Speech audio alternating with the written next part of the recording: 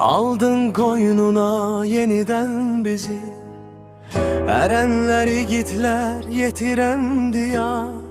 Kalmadı üstünde namerdinizi, torpağın mesuttur ey ulu diyar. Aslan tek döyüştü cesur erenler, Qarabağ Azerbaycandı diyenler.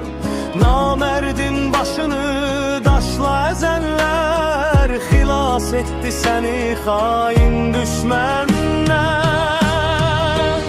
İşgal yaşından azdı yaşımız, yolunda kurbandı birce başımız. Düşmenin başına değdi daşımız, artık müstakil sen ey aziz diyar.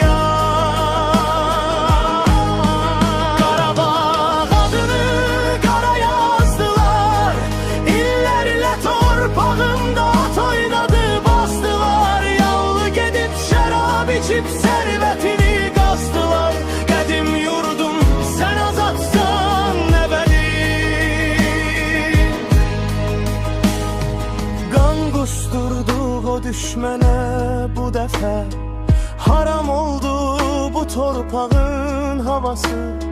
Cengi çaldı haklı haksız davası, merd namerdi yere serdi bu defa.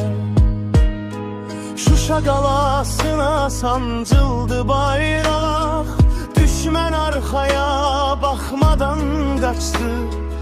İgid oğullarım bərk haykırarak, dünyaya yeni bir tarihin səhifəsini açtı. Senden ötürü can vermeye cümle hazırız diyen oğulların çoktu tükenmez. Yolunda canını kurban verenler, kalplerde yaşarlar hiç vaxt silinmez. Dünya görmemişti bu cür geyreti, taşıdın çiğninde şehit kardeşin. Sıldırım qayanı əzimlə qalxdın, tarix oldun, tarix yazdın şəhid qardaşım.